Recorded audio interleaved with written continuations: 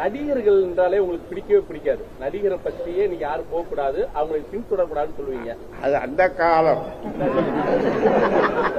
இப்போ இந்த விஜயோடைய படத்துக்கு நானே ஒரு படத்துல ஒரு நடிச்சேன். அது என்ன படம்? தொண்டன். தொண்டன் ஒரு படத்துல நடிச்சேன். அதாவது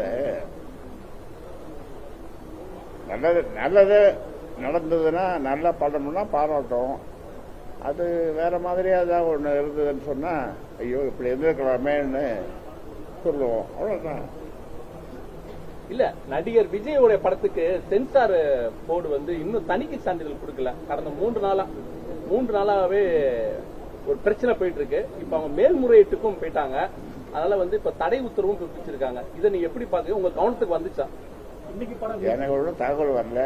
நீங்க சொல்லிதான் அந்த தகவல் தெரியுது. தணிக்கை கொடுக்கணும்.